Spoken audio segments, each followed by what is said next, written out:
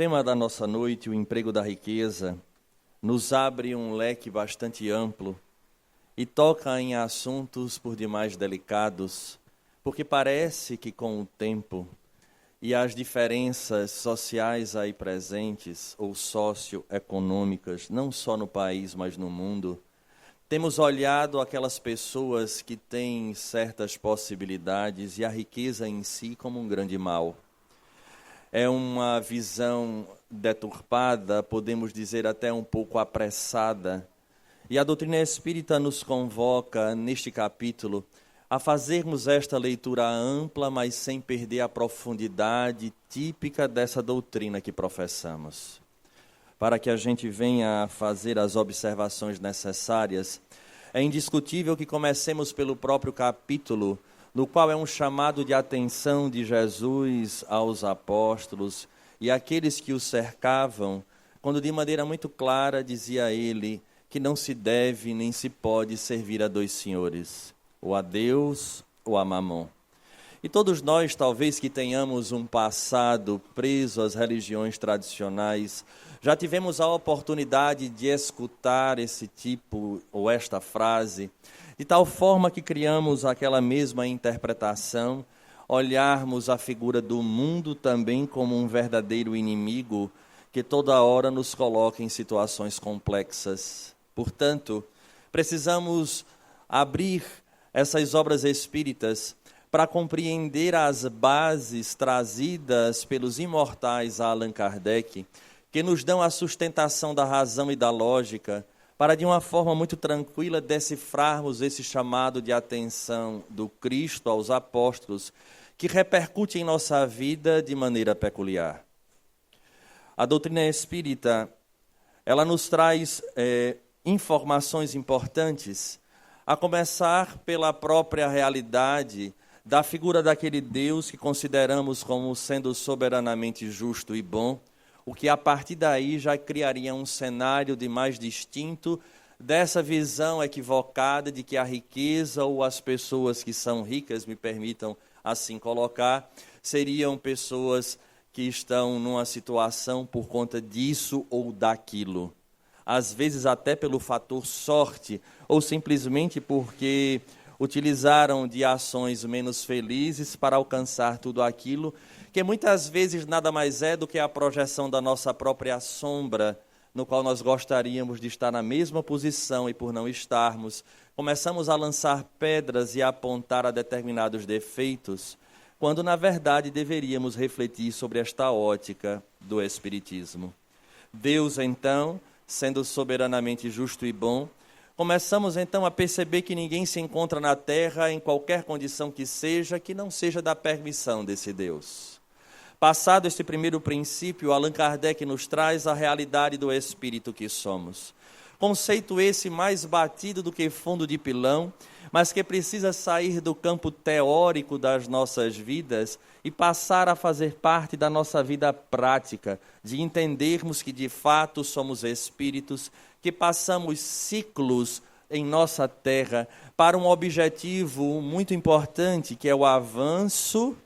E os Espíritos assim falam em O Livro dos Espíritos, dizendo que o objetivo da encarnação é o nosso progresso individual, mas também auxiliar a sociedade, a parte que nos toca nessa criação.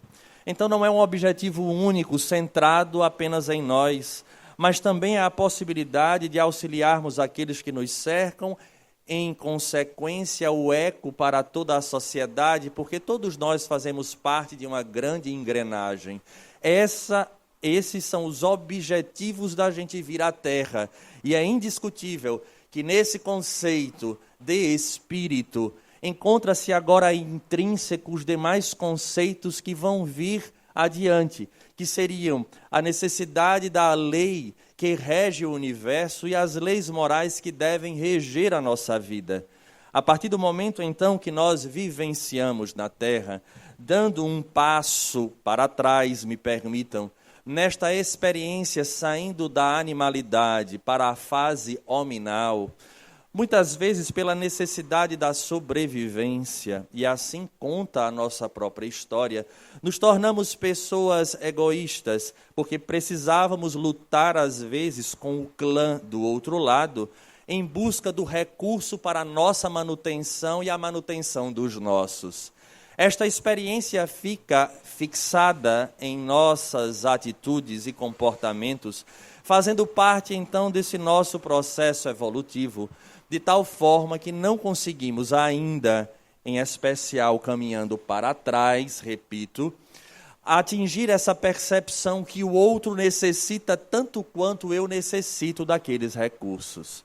Dessa forma, vamos utilizando ao longo da nossa história mecanismos tais que ferem frontalmente a essa lei que Jesus apresenta e que ele busca do Velho Testamento, do qual todos nós já estamos também exauridos de ouvir, que seria amar a Deus e ao próximo como se ama a si mesmo.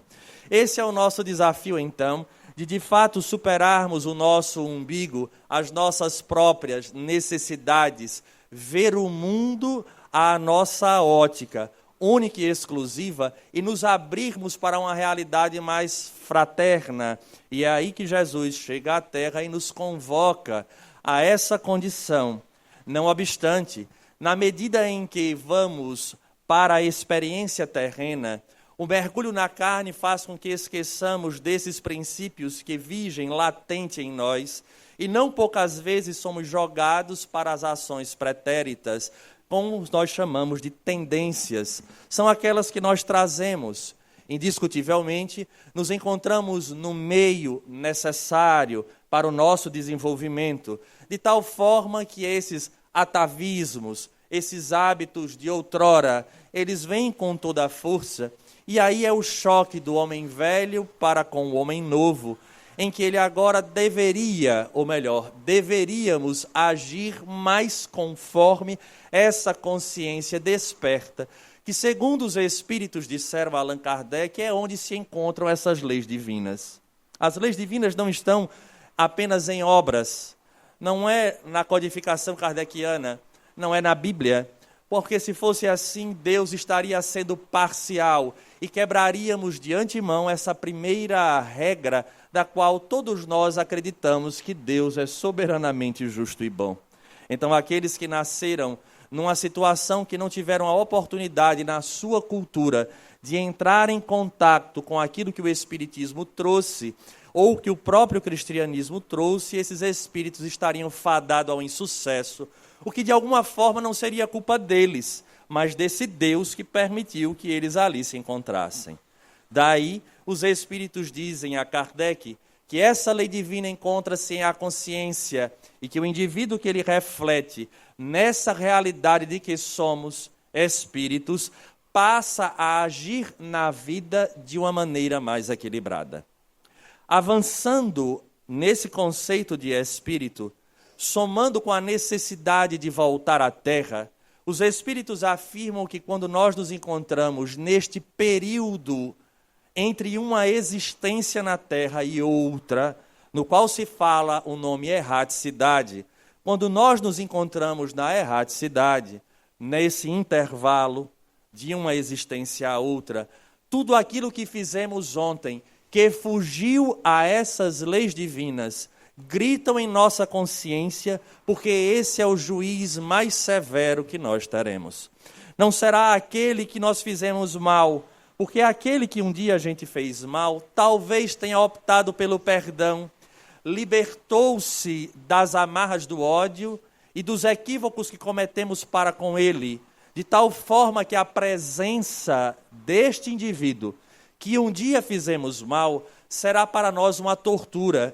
Imaginemos se já pisamos na bola com alguém, vou usar esse termo. Pisamos na bola com alguém, a gente sabe que se equivocou e nos encontramos novamente numa esquina da vida, ou adentramos num consultório, ou em qualquer outro lugar e nos deparamos com essa pessoa. Nós ficamos com aquele sorriso amarelo, nós ficamos envergonhados por tudo aquilo que fizemos. Imaginemos isso agora exacerbado, sem as amarras e os filtros, ou os amortecedores que o corpo possibilita ao espírito. Então ele agora, no mundo espiritual, entra em contato com toda essa realidade e o conteúdo. Daí porque é algo muito complexo e os espíritos dizem que não são poucos aqueles que enlouquecem no mundo espiritual quando entram em contato consigo mesmo diante do conteúdo que levam para o plano espiritual.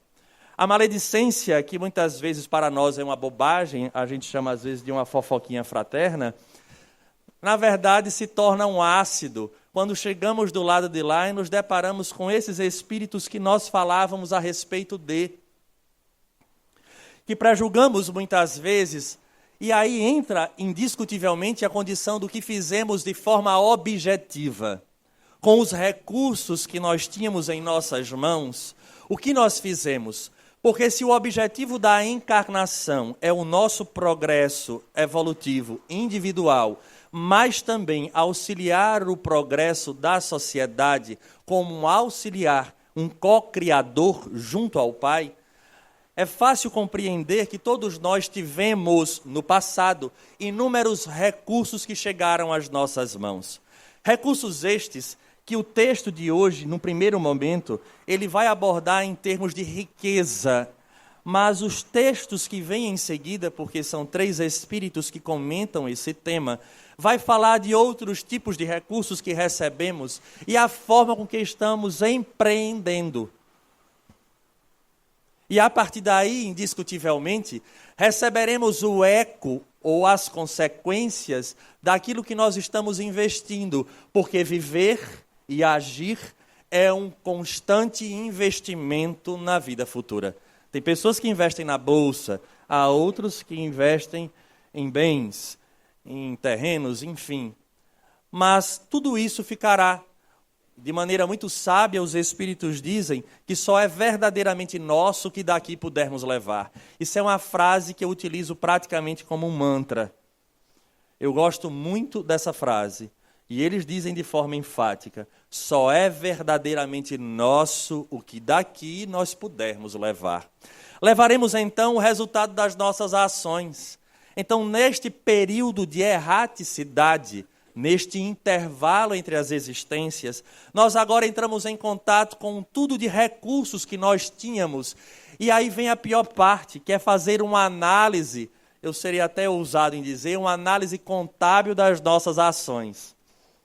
Daquilo que vai ser positivo ou negativo, ou que ficamos devendo não a Deus, não à pessoa a quem eu fiz o mal, mas a essa lei divina, do qual se expressa através da minha consciência. E é exatamente nesse momento que nós sofremos profundamente, porque surge aquela história, eu sabia, mas não agi como devia. E na hora em que a gente vem com essa situação do eu sabia, mas não agi como devia, essa própria condição da nossa ainda limitação moral faz com que se torne um castigo para nós esse conhecimento.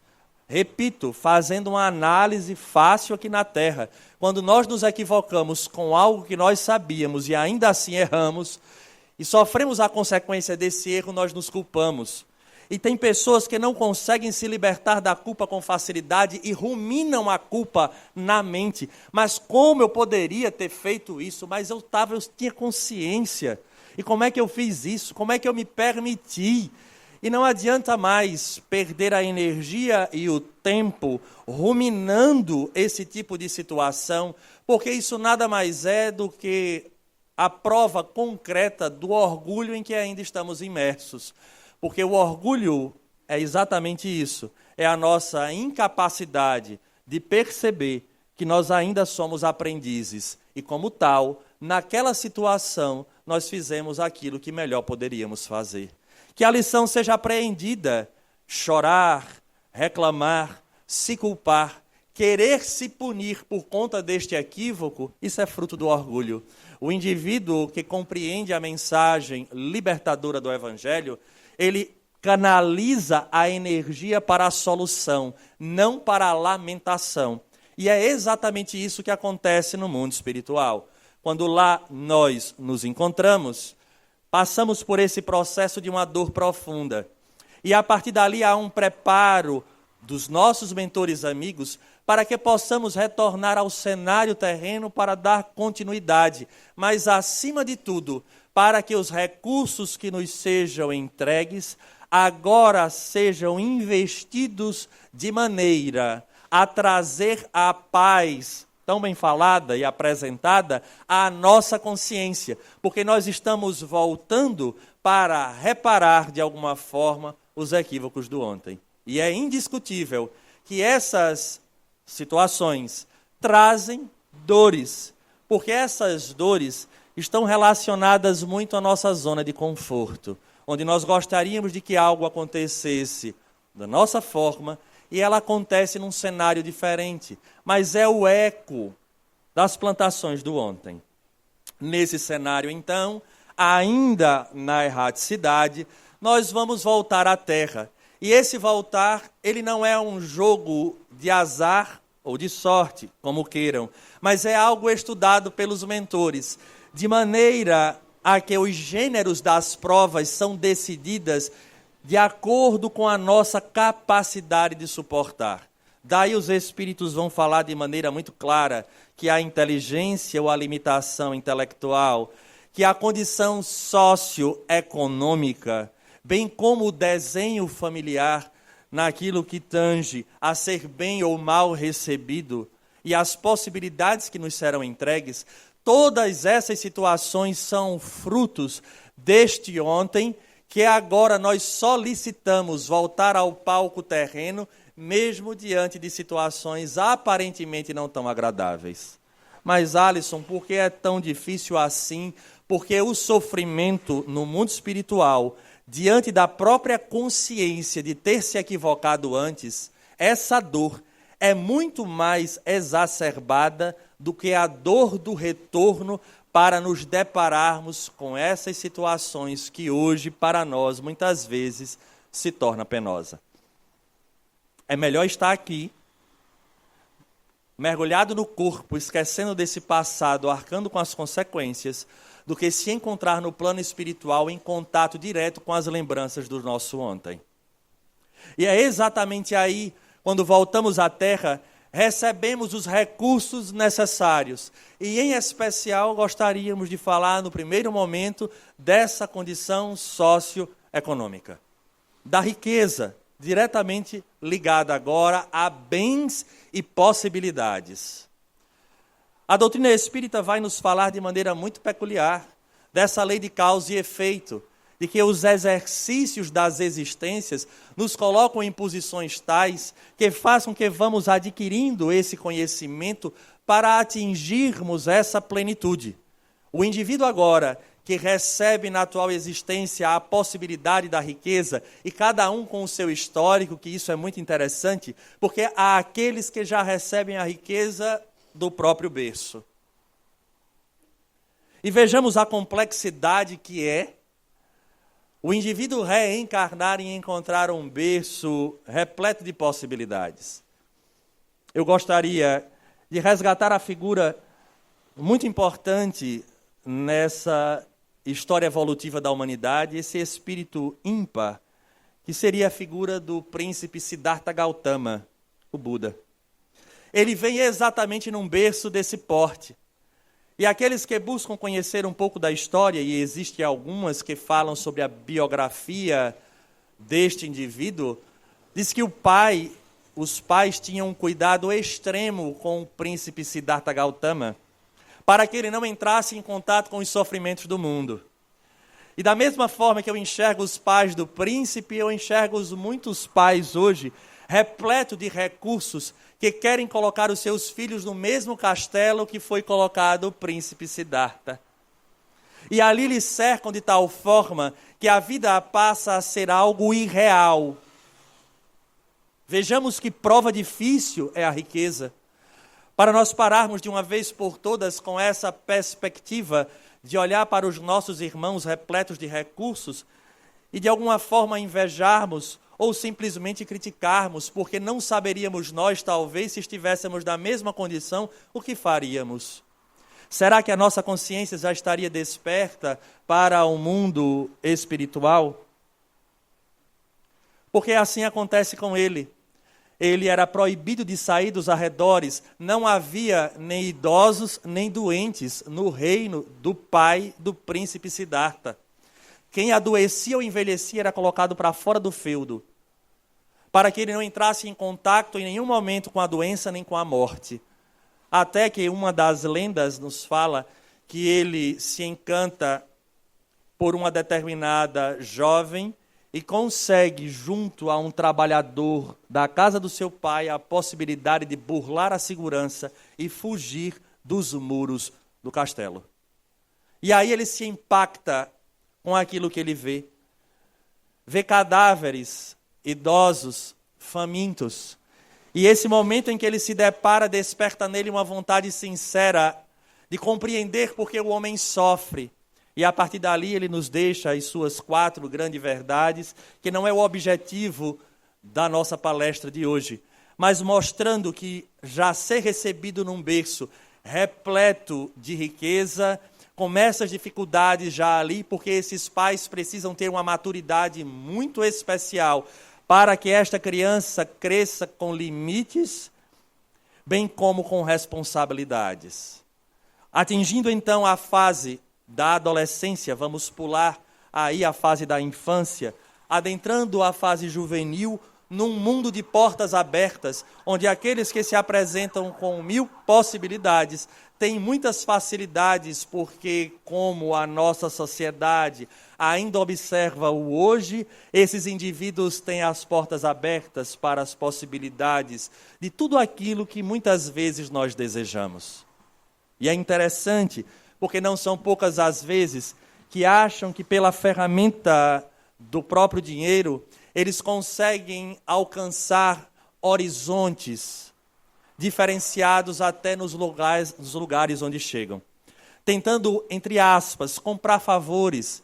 Não que seja a maldade em si havendo dolo, mas é a prática que fora recebida ao longo do tempo, de tal maneira que muitos aí fazem com que volte a velhos hábitos de outrora, em que vão se perder na atual existência. E quando chegar mais adiante, obviamente retornando à pátria espiritual, entrarão em contato com os recursos que tiveram. E uma pergunta que se encontra no Evangelho segundo o Espiritismo, nesse capítulo do emprego da riqueza, vejamos, no primeiro item 11, a pergunta que é feita: que fizeste, econômo infiel, dos bens que te confiei?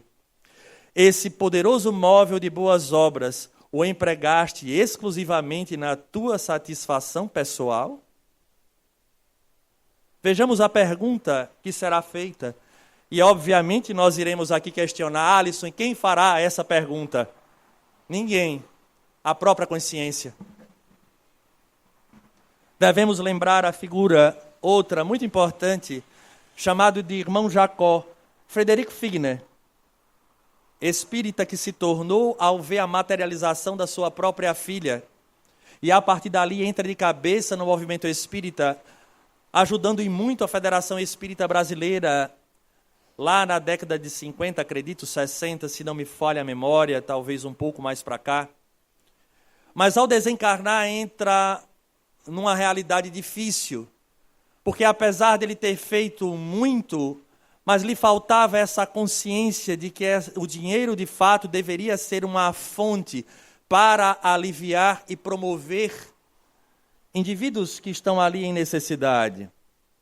Então vejamos nós que esses recursos que muitas vezes nós achamos que são para essas pessoas algo injusto, como podem ter recebido, fazem parte de um planejamento reencarnatório e a possibilidade que tem de acertar para voltar ao plano espiritual felizes por terem multiplicado, porque em nenhum momento o dinheiro é algo equivocado, ele é uma potência neutra. Não há nada de errado na luta diária pela conquista dos bens, mas ele é uma potência neutra. Alisson, dinheiro é bom ou é ruim? Ele é neutro. A gente vai dizer se ele é bom ou é ruim quando nós colocarmos ele em movimento. Se eu pego R$ 50 e compro uma cesta básica e dou a uma família que está necessitada, esse dinheiro foi uma bênção. Mas se eu pego esse mesmo valor e compro de cocaína e cheiro durante a noite, e com isso eu desgraço o meu corpo físico, esse dinheiro, de fato, vai lhe pesar na economia moral do espírito. Então o dinheiro ele não é o problema. O problema, mais uma vez, encontra-se centrado na pessoa, no indivíduo. Por isso, Jesus não fazia distinção de pessoas, nem das suas próprias crenças, nem de sua nacionalidade. Porque o mundo só irá se regenerar, não será por políticos, nem por políticas. Eu acho interessante quando as pessoas se digladiam como se estivéssemos num time de futebol. A doutrina espírita nos fala que quando nós atingirmos de fato essa compreensão, a atitude será mais positiva, independente de qual sistema estejamos. Porque é essa maturidade que faz com que estejamos agora em contato com a dor do outro, porque eu reconheço essa dor em mim. E agora sim, nós devemos começar a perceber estes recursos, essa moeda, como uma ferramenta da divindade para se fazer o bem. Então, na verdade, esses nossos irmãos merecem a oração, porque os extremos são extremamente arriscados para que venhamos a cair e esse passado voltar com toda a força, para que esse mundo aberto se torne possível, porque eu tenho condições de comprá-lo e fazer usufruto dele a qualquer momento. Daí a grande dificuldade que todos nós temos. Não obstante, há um outro grupo de indivíduos que não nascem em berço de ouro, mas conquistam ao longo da história. E aí também há a interferência da divindade. E não são poucas as vezes que se permite que esses espíritos consigam conquistar, mas primeiro saindo de uma quase miserabilidade, para que consigam deixar marcado na sua atual experiência, de fato, a sua origem. Para que quando chegue lá na frente não esqueça daqueles que ficaram à retaguarda. E conhecemos pessoas, lamentavelmente, que saíram de situações bem difíceis, conquistaram muito em termos de bens materiais e posses, e sequer gostam de lembrar que um dia passaram por aquela condição. Ficamos a observar então esse espírito que provavelmente repete o ciclo das suas reencarnações. E tendo uma experiência muito importante que lembremos, que pela própria explicação do espírito Joana de Ângeles, num livro chamado Plenitude, do qual ela aborda a história e as 4 verdades de Siddhartha Gautama, o Buda, ela vai falar exatamente que a expiação é o processo no qual o indivíduo agora ele está marcado pela lei divina e ele não consegue revogar aquele sofrimento. E ela faz uma analogia muito interessante.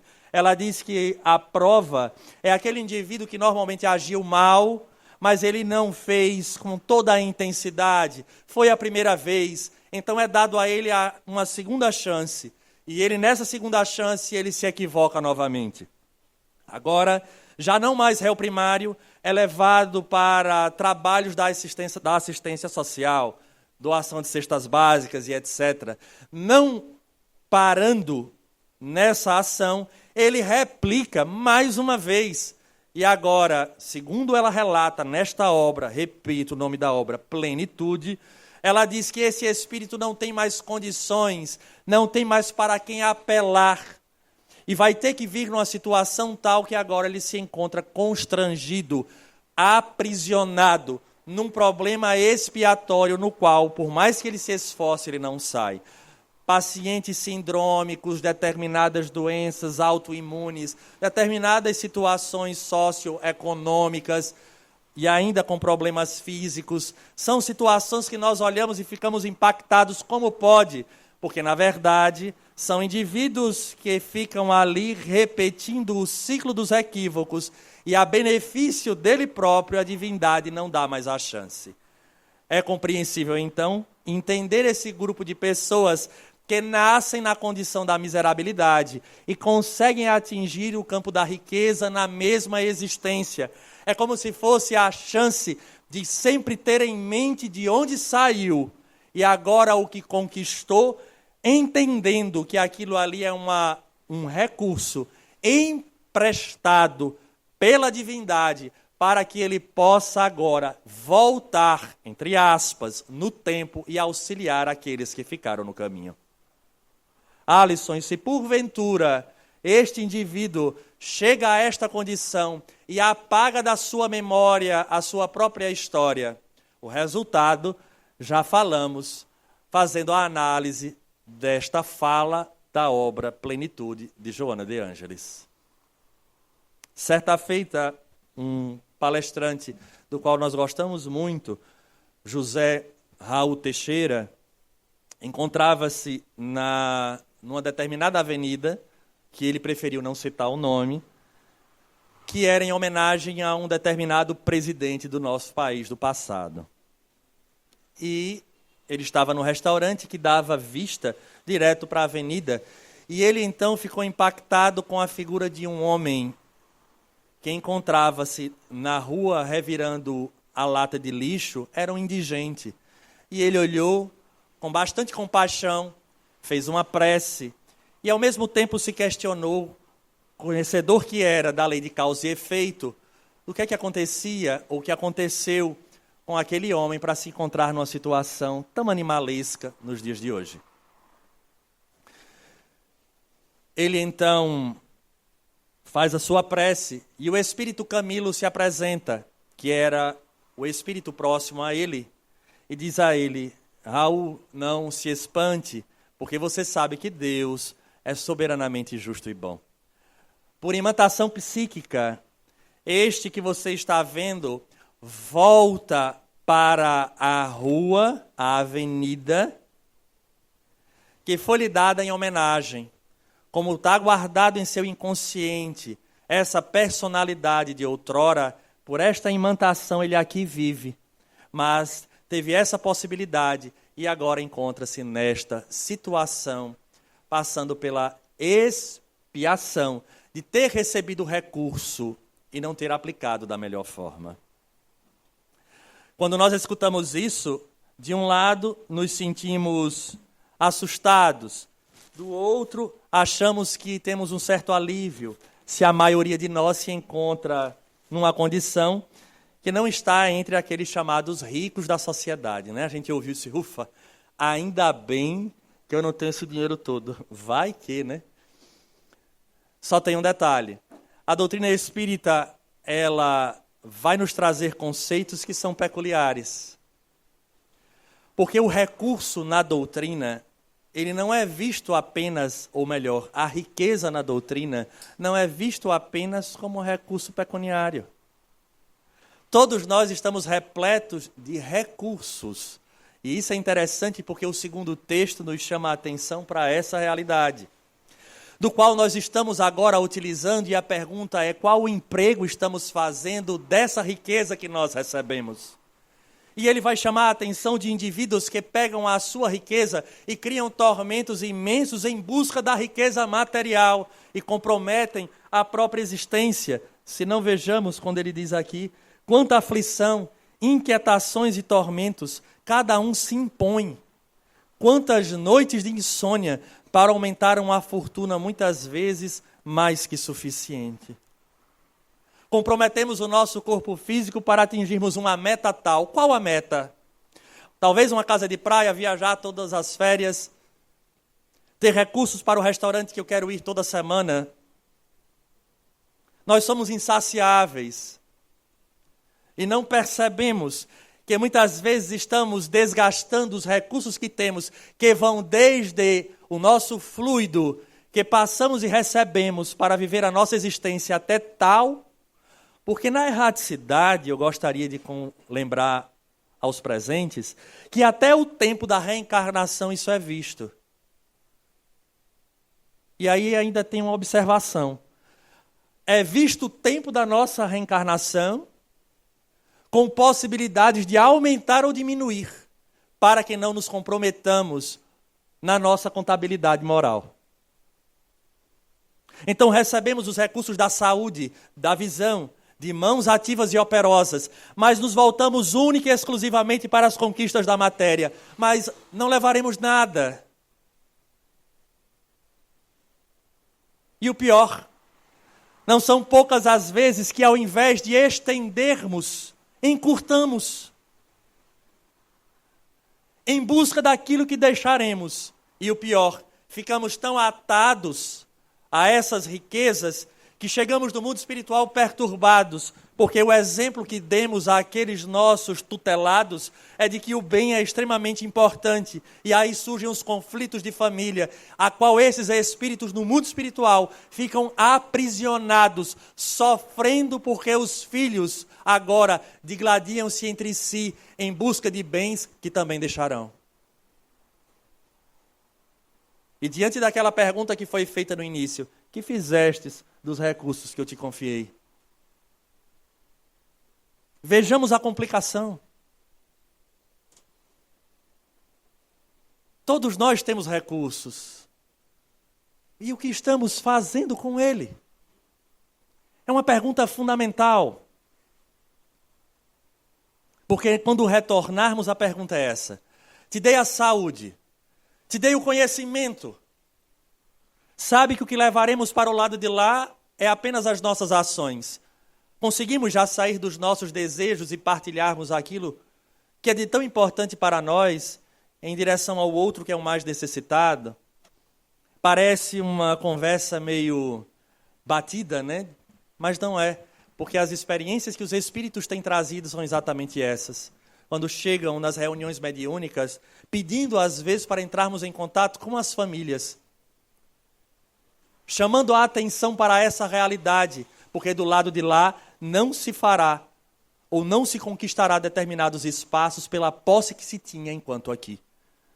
É interessante, lembro-me uma história de Humberto de Campos, de que chega um homem no plano espiritual e passa por um perrengue bastante grande, passa um período em situação difícil nos umbrais, até que ele chega do lado de lá, vou dizer agora, nos planos, né, nas colônias, e diz, olha, o que foi que aconteceu? Eu era espírita, eu deixei tudo. Eu deixei o apartamento para fulano, eu deixei o carro para cicrano, eu deixei minhas contas para tal instituição, e o mentor só ouvia. E ele, eu deixei isso, eu deixei aquilo, e eu não entendo porque eu passei por aquele sofrimento. Aí o mentor volta-se para ele, quem diz isso é o espírito Humberto de Campos, chamado Irmão X. Ele disse, meu irmão, esse é o problema. É como você próprio está dizendo, você deixou, porque se desse para você, você trazia. Você não deu, você deixou. De fato, é real. Há um capítulo, né, um item no livro dos médiuns que a gente vai ver as casas que são mal assombradas, que são tudo. Quantas situações nós não ouvimos? Essa casa é minha. Tem filmes sobre isso, acho que todos já tiveram a oportunidade de assistir. Isso tudo relacionado aos bens. Mas, Alisson, o problema então é a riqueza. Não. Em nenhum momento a riqueza é o problema. Repito, o problema é a nossa falta de discernimento, de perceber que aquilo é um recurso, um empréstimo, tanto quanto a vista, a inteligência, a saúde como um todo. Então o problema não se encontra na posse, se encontra no indivíduo humano, que passa a acreditar quando está na Terra que de fato ele é perene. E essa experiência passa. O grande problema é que nós teremos que dar conta da administração dos nossos recursos. E como deveríamos empreender?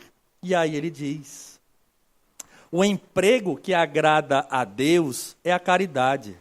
Não essa caridade fria e egoísta, que consiste em espalhar ao redor de si o supérfluo de uma existência dourada, mas a caridade plena de amor, que procura o infeliz e o ergue sem humilhá-lo. Não repilais o que se queixa, com medo de seres enganado. Vai às origens do mal, alivia primeiro, em seguida informa-te e vê se o trabalho, os conselhos, mesmo a afeição, não serão mais eficazes do que a tua esmola. Vejamos então que de maneira muito clara a doutrina espírita nos convoca a fazermos um papel fundamental de erguer o indivíduo. Muita gente critica a doutrina espírita ou os espíritas pelo trabalho que tem dentro da caridade material. Mas é importante que se entenda que o primeiro ponto foi ali escrito, aliviar, porque a fome não espera. O desespero às vezes não espera. E por mais recurso que se tenha e entregue à pessoa que passa por determinado problema, aquele recurso não alivia. Porque é mais fácil dar o dinheiro e se ver livre do indivíduo do que poder dizer a ele, senta aqui, qual o seu problema? E eles querem apenas um ouvido para desaguar as suas dores. Mas é mais fácil para a gente dar a esmola. A característica da caridade na perspectiva espírita não é a manutenção da pobreza e da miséria. É importante que se entenda. Dá-se o alimento para o alívio imediato, mas busca-se promover o indivíduo para que dentro de alguns anos as gerações que vão vir daqueles que estão sendo ajudados já não mais precisem. Isso é caridade, do qual nesse capítulo e nesse item se deixa muito claro. Vai à origem da dor. Por que ter que dar a esmola? Não, eu tenho como te ajudar. Faz o seguinte, a partir dessa semana você vai lavar meu carro uma vez por semana e eu te dou um valor. Se eu tenho condições, dou a ele a dignidade do trabalho para que ele se sinta importante e fazendo algo que lhe dignifique. Isso é a caridade que a doutrina espírita nos convoca. Não significa dizer, repito, que dar o alimento ou aliviar a necessidade imediata daquele indivíduo encontra-se de forma equivocada. Não, mas ela não para por aí.